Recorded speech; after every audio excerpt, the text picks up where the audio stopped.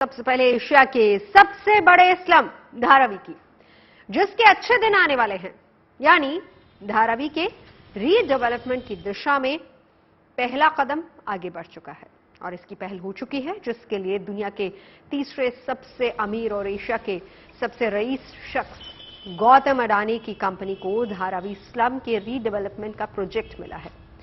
जानकारी के मुताबिक अडानी रियल्टी ने डीएलएफ जैसी दिग्गज रियल एस्टेट कंपनी को पीछे छोड़ते हुए करीब 5,000 करोड़ रुपए की बोली लगाकर धारावी रीडेवलपमेंट प्रोजेक्ट को हासिल किया। ग्लोबल कंपनियों को मिलाकर कुल 8 कंपनियों ने इस प्रोजेक्ट को हासिल करने के लिए बोली लगाई थी, मगर बाजी मारी अडानी रियल्टी ने। महाराष्ट्र सरकार ने महानगरी मुंबई को बेहतर बनाने की दिशा में ये बड़ा कदम उठाया है, जिसके तहत धारावी की झुग्गी झोपड़ी में रहने वाले लोगों को मुफ्त में घर मिल सकेगा।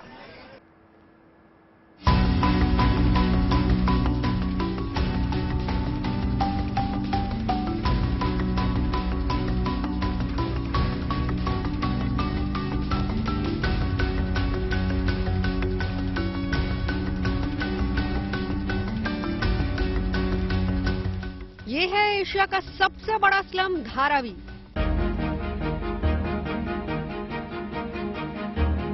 झुग्गी झोंपड़ियों के बीच तंग गलियां,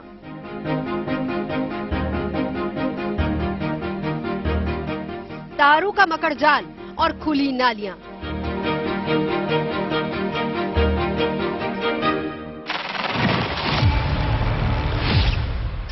चाहे बॉलीवुड फिल्में हो या हॉलीवुड या फिर वेब सीरीज, धारावी में रहने वाले लोगों की जिंदगी को पर्दे पर कई बार ऐसे ही पेश किया गया।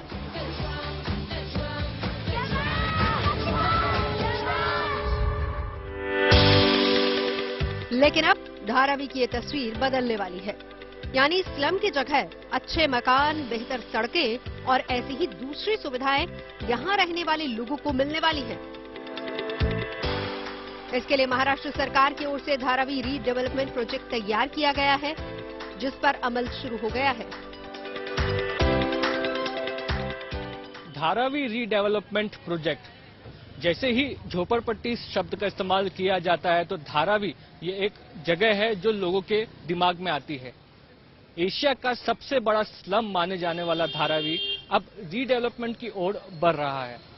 ऐसा तो पहली बार नहीं है कि जो कॉन्ट्रैक्ट का बिड है वो किसी ने जीती है, लेकिन इस बार ऐसा लग रहा है कि धारावी के लोगों में ये उम्मीद है कि जो प्रोजेक्ट है वो कंप्लीट होगा। जानकारी के मुताबिक साल 2019 में सरकार ने धारावी स्लम रीडेवलपमेंट के लिए ग्लोबल टेंडर निकाला, मगर कुछ कारणों के चलते इसे टाल दिया गया।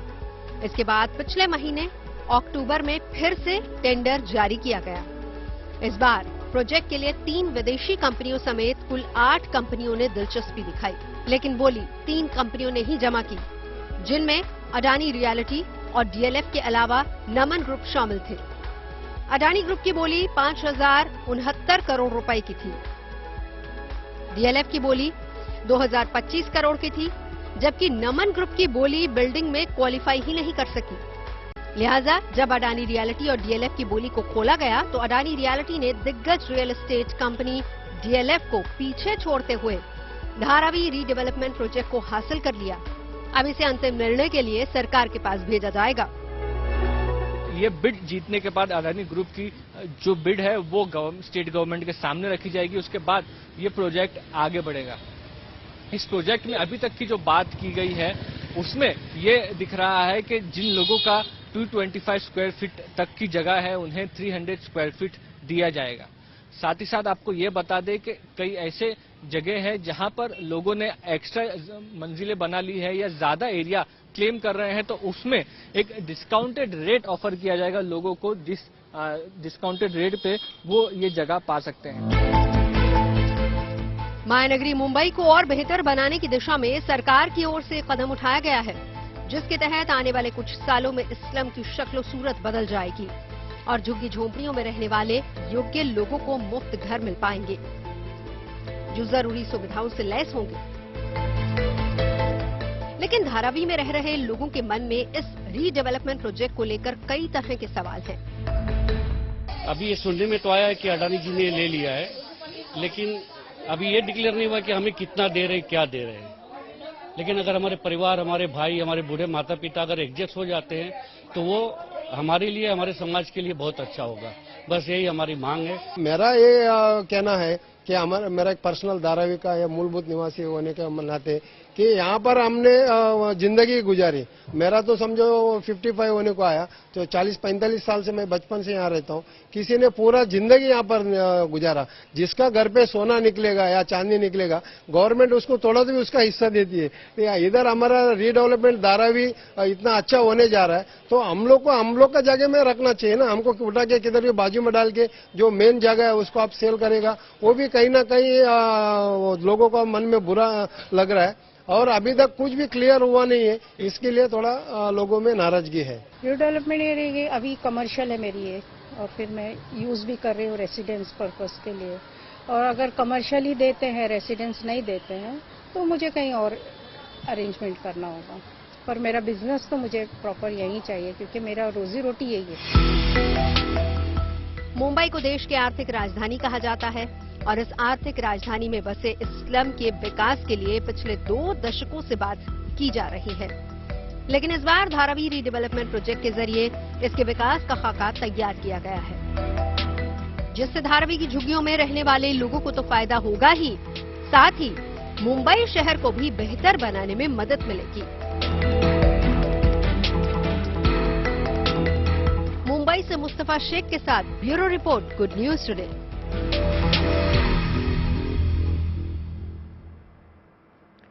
धारावी रीडेवलपमेंट प्रोजेक्ट पर इस रिपोर्ट को देखने के बाद अब आपको धारावी से जुड़ी कुछ ऐसी बातें बताते हैं जो यहां पर जानना बहुत जरूरी है। 1882 में अंग्रेजों ने धारावी को बसाया था और इसे बसाने का मकसद था कि जो वहां के रहने वाले मजदूर थे उनके लिए एक किफायती ठिकाना बनाया जा सके। धीरे धीरे यहां लोग बसने लगे और झुग्गी झोंपड़ियां बनने लगी। धारावी की जमीन तो सरकारी है, लेकिन यहां पर लोगों ने अपने खर्चे से झुग्गी बस्ती बनाई है और यहां इतनी झुग्गियां हैं कि दूर से देखने पर जमीन तक नजर नहीं आती है। करीब 550 एकड़ में फैली धारावी में 1 किलोमीटर के दायरे में 2 लाख से ज्यादा लोग रहते हैं। आप इसी से अंदाजा लगा सकते हैं कि यहां पर कितनी घनी आबादी है। हालांकि धारावी में कितने लोग रहते हैं इसका फिलहाल कोई सटीक आंकड़ा तो नहीं है, लेकिन अनुमान यह है कि वहां 6 से 10 लाख लोग रहते हैं और धारावी में 58,000 परिवार हैं। करीब 12,000 कमर्शियल कॉम्प्लेक्स भी हैं यहां पर, जबकि कहा यह जाता है कि वहां पर 22,000 से ज्यादा छोटे छोटे कारोबारी भी हैं जो चमड़े की चीजें, गहने, मिट्टी के सजावटी बर्तन तैयार करते हैं। ये चीजें देश विदेशों में भी बिकने के लिए जाती हैं। वैसे एक अनुमान के मुताबिक धारावी में हर साल $1 अरब यानी करीब 80 अरब रुपए का कारोबार होता है। यानी कमर्शियल और रेजिडेंशियल दोनों ही लिहाज से धारावी किसी मायने से कम नहीं है। यही वजह है कि सरकार चाहती है कि धारावी की गिनती सबसे बड़ी झुग्गी बस्तियों में न होकर बल्कि इसकी पहचान को बदला जाए और वहां झोपड़ियों की जगह अच्छे मकान बनाए जाएं और कमर्शियल कॉम्प्लेक्स भी।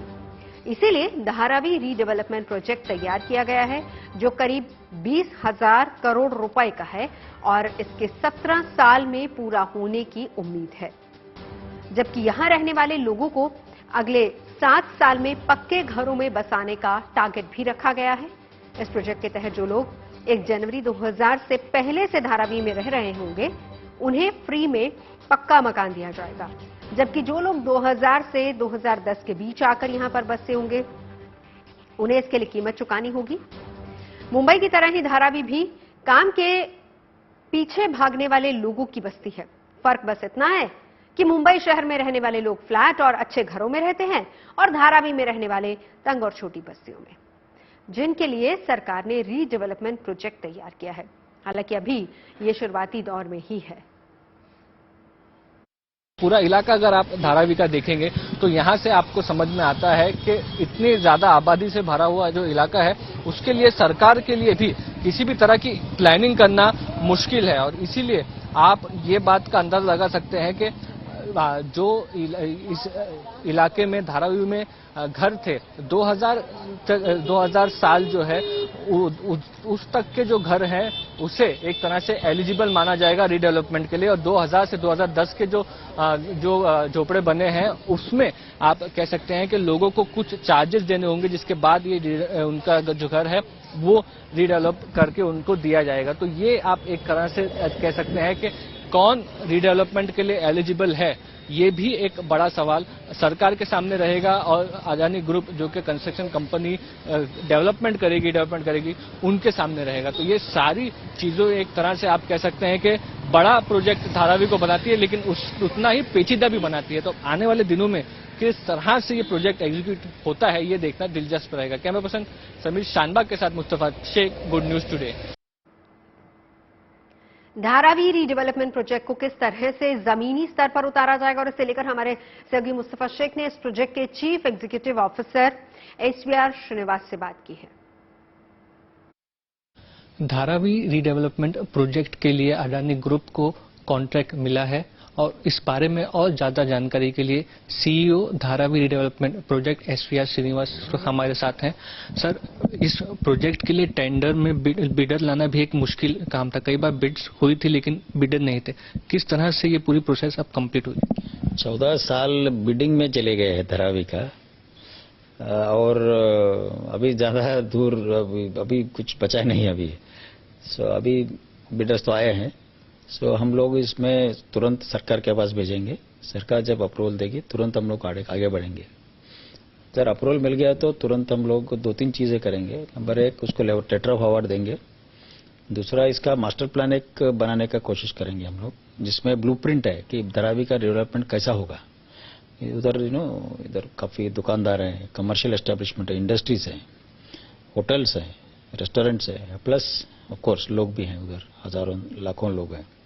उन सबका रीडेवलपमेंट कैसा होगा उसका ब्लूप्रिंट तैयार करेंगे। उसके साथ साथ उधर सोशल इंफ्रास्ट्रक्चर भी करेंगे हम लोग। जबकि फॉर एग्जांपल दवाखाना की जरूरत है, उधर स्कूल्स कॉलेजेस की जरूरत है, कम्युनिटी सेंटर्स की जरूरत है, ये सब भी करेंगे हम लोग।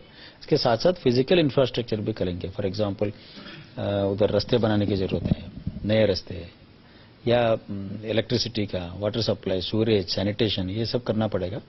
वो सभी ये प्रोजेक्ट में लेंगे। इन एडिशन टू रेगुलर जो अभी बांधकाम करेंगे उसके साथ साथ घर, सिर्फ घर नहीं है, इनके साथ साथ ये सब करना पड़ेगा। ये भी करेंगे हम लोग। जी, प्रोजेक्ट की वैल्यू अभी क्या है सर, और गवर्नमेंट क्या लास्ट स्टेज तक इन्वॉल्व रहेगी, ये लोगों के लिए भी जाना? हाँ, ये बहुत इंपॉर्टेंट चीज है, आपने पूछा। पहले का दूसरा प्रश्न का पहले मैं उत्तर देता हूँ। शुरू से अंत तक एक सरकार इसमें भागीदारी रहेगी और पब्लिक के साथ रहेगी। अदरवाइज क्या है, पहले का मॉडल्स थे वो डेवलपर ड्रिवन प्रोजेक्ट थे। उसमें जो डेवलपर आता है वो रुमाल डाल के वो चले जाता है और ब्लैक में बेचते भी है कभी कभी। इसमें ऐसा नहीं रहेगा। SPV फॉर्म होगी, उसमें गवर्नमेंट के डायरेक्टर्स रहेंगे। उसमें डे टू डे बेसिस पे उसमें आपको इंटरफेस मिलेगा, दैट इज वन। और इसमें टोटल खर्चा आने वाला है 20,000 करोड़ से ऊपर। लेकिन हम लोग सरकार इसमें डालेगी सिर्फ 100 करोड़ रुपीस, बट दूसरा सब पूरा मार्केट से वो इन्वेस्टर को लेकर आना पड़ेगा। कितने साल का में ये प्रोजेक्ट कंप्लीट होगा, कुछ डेडलाइन है? और सेक्टर वाइज किया जाएगा ऐसा बता रहे हैं, ये बात सही है? नहीं, सेक्टर वाइज पहले था, अभी तो इंटीग्रेटेड डेवलपमेंट है धारावी का होगी। और इसका हमने ऐसा ऐलान किया कि अराउंड 7 साल के अंदर ये रिहेबिलिटेशन पूरा होना चाहिए और 17 साल के अंदर फ्री सेल भी पूरा होना चाहिए, ऐसा हमने डिसीजन लिया। अभी देखते हैं, इसे बहुत चैलेंजिंग है, मुझे जानकारी है इसके बारे में, बट हम लोग ऐसा नहीं बोल सकते कि 25 साल के अंदर काम होगा, ऐसा नहीं कर सकते हैं। कितने महीने में शुरू हो जाएगी? अभी 5-6 महीने में शुरू होना चाहिए, उसके पहले एक्चुअली। यस। और अब एक ऐसी खबर जिसका हमारी रोजमर्रा की जिंदगी पर असर पड़ने वाला है। 1 दिसंबर यानी कल से देश में लेन देन का तरीका बदल जाएगा। इसकी वजह यह है कि महज कुछ घंटों बाद डिजिटल करेंसी यानी ₹रुपये की शुरुआत होने जा रही है, जिसका इस्तेमाल थोक के बाद खुदरा लेन देन में भी हो सकेगा। यानी अब जेब में कैश लेकर चलने की जरूरत पूरी तरह से खत्म होने वाली है। न पॉकेट में पैसे लेकर चलने की जरूरत रहेगी और न ही किसी थर्ड पार्टी ऐप के जरिए ऑनलाइन पेमेंट की कोई मजबूरी होगी। हालांकि इस तरह की सुविधा के बाद लोगों के मन में डिजिटल करेंसी को लेकर बहुत सारे सवाल हैं।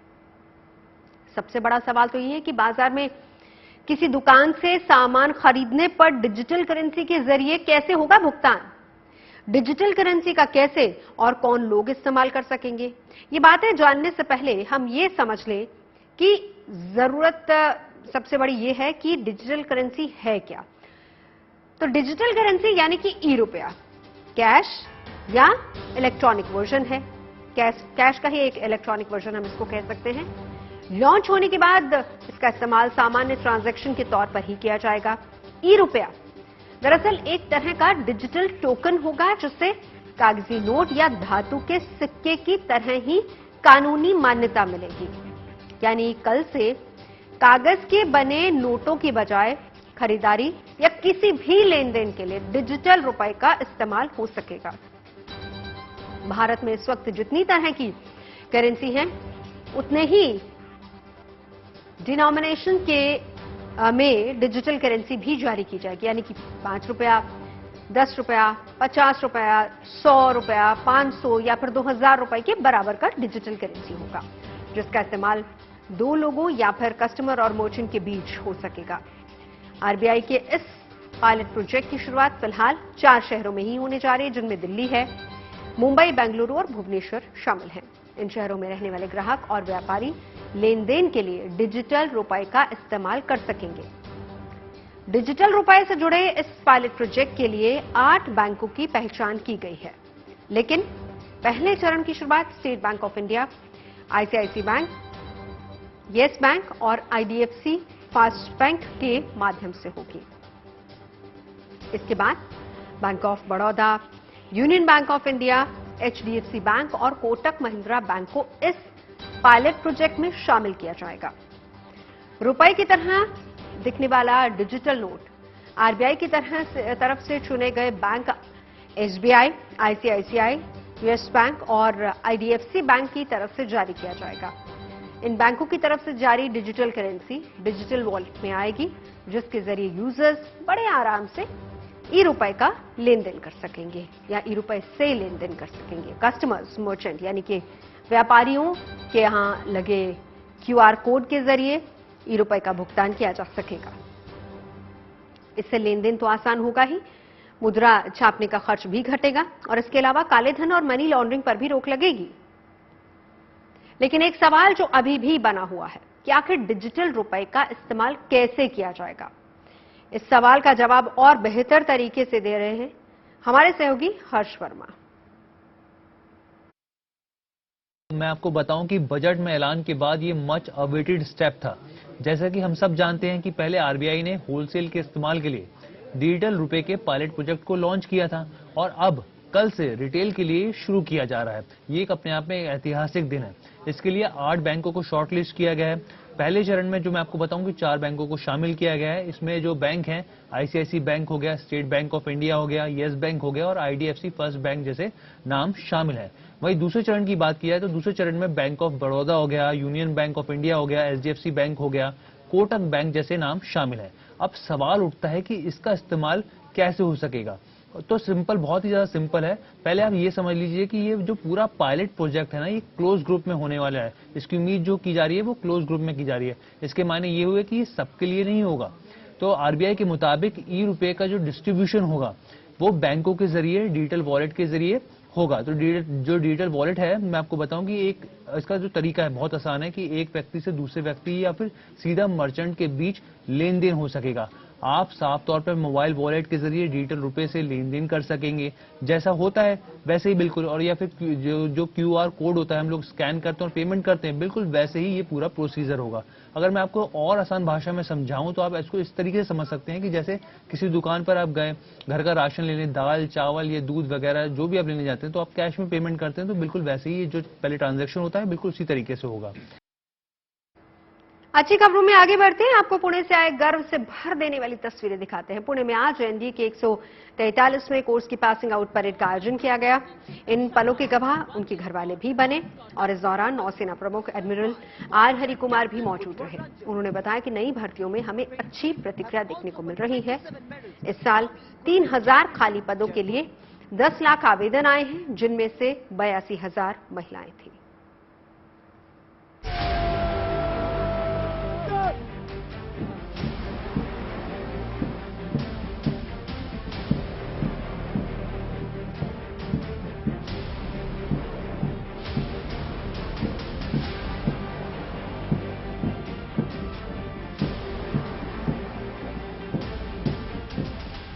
यह अदम्य साहस, बहादुरी और पराक्रम की हुंकार है। ये दुश्मन के लिए भविष्य के भारतीय रणबांकुरों की ललकार है। ट्रेनिंग की तमाम चुनौतियों को पार कर ये जवान देश की सेवा के लिए तैयार हैं। जोश और जज्बे से भरपूर भारतीय सेना के जांबाजों की ये तस्वीरें पुणे के खड़कवासला नेशनल डिफेंस एकेडमी की हैं, जहां एनडीए की 143वें पाठ्यक्रम की पासिंग आउट परेड का आयोजन किया गया।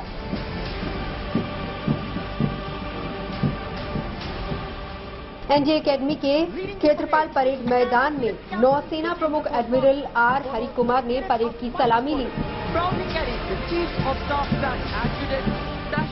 भारतीय सेनाओं के भविष्य के अफसरों की गर्व से भर देने वाले इन पलों के गवाह उनके घरवाले भी बने।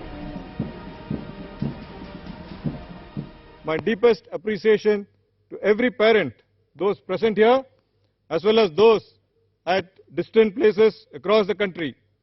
I am convinced that each one of your children will make you, the NDA, the Indian Armed Forces and the nation proud.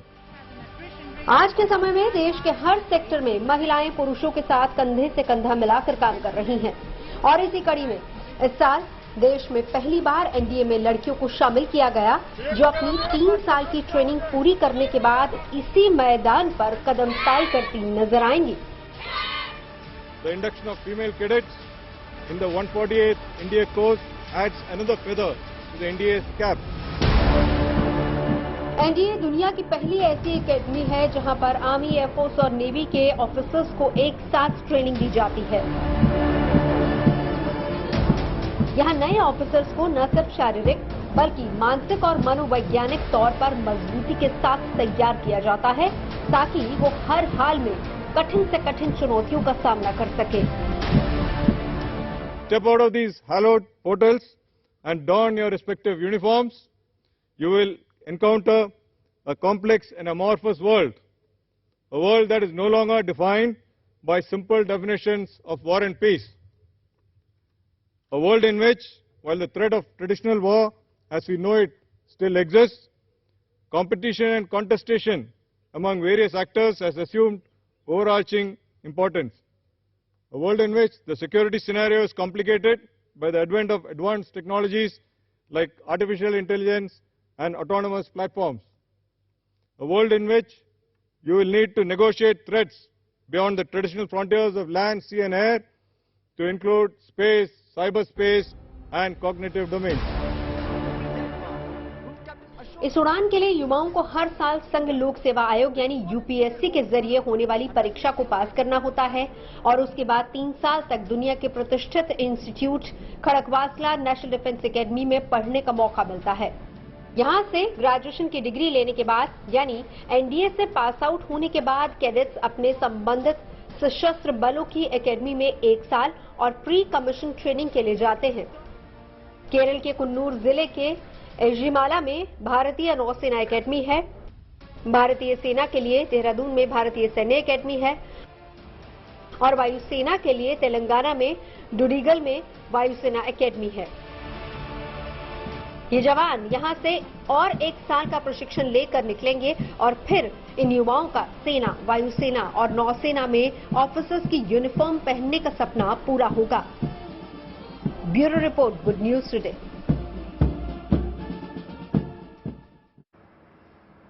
वैसे पुणे देश में कई बातों के लिए मशहूर है। सबसे ज्यादा इसकी प्रसिद्धि की वजह है पुणे के खड़कवासला में स्थित एनडीए यानी कि नेशनल डिफेंस एकेडमी और यहीं से तीनों सेनाओं का नेतृत्व करने वाले भावी बहादुर सैनिकों को तैयार किया जाता है।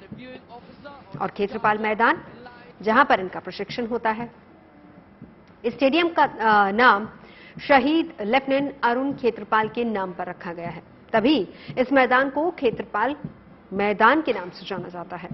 लेफ्टिनेंट अरुण क्षेत्रपाल 1971 के भारत पाकिस्तान युद्ध के दौरान शंकरगढ़ के युद्ध क्षेत्र में बसंतर की लड़ाई में शहीद हुए थे। इस पाठशाला में कैडेट्स के प्रशिक्षण का पाठ्यक्रम शुरू होने से पहले ही शेड्यूल तय हो जाता है और ट्रेनिंग के अंत तक उसी शेड्यूल को फॉलो करना होता है। शेड्यूल को बारिश, गर्मी या फिर खराब मौसम में भी बदला नहीं जा सकता। ट्रेनिंग के दौरान एनडीए कैडेट्स को अपने स्केड्यूल के मुताबिक ही काम करना होता है और उसके मुताबिक एनडीए कैडेट्स को सुबह उठकर मॉर्निंग कॉल के लिए प्रशिक्षण में शामिल होना होता है। प्रशिक्षण पूरा करने के बाद अपने अपने कमरों में लौटने और तैयार होकर नाश्ते के लिए मेस में पहुंचना होता है। यानी एनडीए में कैडेट्स को कड़ी ट्रेनिंग दी जाती है। एनडीए कैडेट्स को निश्चित समय में ही अपनी क्लास के लिए जाना होता है और ट्रेनिंग के दौरान कैडेट्स को खेलों पर अधिक जोर देना होता है और 3 सालों तक कैडेट्स को तपाकर उन्हें देश का वीर योद्धा बनाया जाता है। खास बात यह है कि इस मैदान में कैडेट्स को एक साथ तीनों सेनाओं के लिए एक साथ ट्रेनिंग दी जाती है। गेम खेलने से उनके धैर्य की परीक्षा होती है, इसे बढ़ाने में मदद भी मिलती है। इसके अलावा इन्हें हॉलीवुड और बॉलीवुड मूवीज देखने की भी इजाजत होती है। यानी एक स्केड्यूल के मुताबिक एनडीए कैडेट्स को काम करने होते हैं, मगर कोई कैडेट स्केड्यूल का पालन नहीं करता है तो फिर उसे भारी वजन के साथ कई किलोमीटर की दौड़ भी पूरी करनी होती है। ये एक पनिशमेंट का तरीका होता है और इन दिनों में उन्हें जीवन में गर्व से जीना सिखाया जाता है। ट्रेनिंग के दौरान कैडेट्स को हर दिन एक नई चुनौती का सामना करना होता है, जिससे उनके अनुभव बढ़ जाते हैं और वो देश के लिए एक जिम्मेदार ऑफिसर बनते हैं। और अब आपको देश की सरहद की सुरक्षा करने वाले अग्निवीरों से मिलवाते हैं। अग्निपथ योजना का आखिरी चरण चल रहा है। स्पेशल भर्ती रैली के बाद इन युवाओं में से कुछ जल्दी ही अग्निवीर बनेंगे, जो सीमा पर देश की रक्षा करेंगे। देश के अलग अलग हिस्सों में युवा अग्निवीर बनने की तैयारी में जुटे हैं। अग्निपथ योजना के तहत केवल 17.5 साल से 23 साल तक के युवा हिस्सा ले रहे हैं।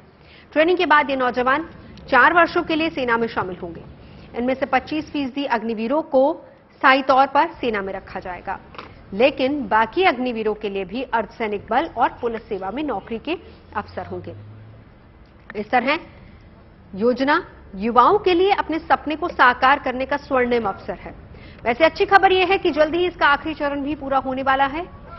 ज्वाइन इंडियन आर्मी वेबसाइट पर साल 2022-23 का जोन वाइज रैली शेड्यूल जारी किया गया है, जिसमें आधे से ज्यादा राज्यों में भर्ती रैली पूरी हो चुकी है। बस कुछ ही रैली बाकी है और इनमें यूपी के फैजाबाद शामिल है। फैजाबाद में 16 नवंबर से शुरू हो चुकी है रैली, जो कि 6 दिसंबर तक चलेगी। वाराणसी में 10 दिसंबर तक भर्ती रैली चलने वाली है, जबकि राजस्थान में अग्निवीर भर्ती रैली अलवर, जयपुर, कोटा समेत आधे इलाकों में हो चुकी है। जोधपुर में 28 नवंबर से रैली जारी है, जो कि 12 दिसंबर तक चलेगी।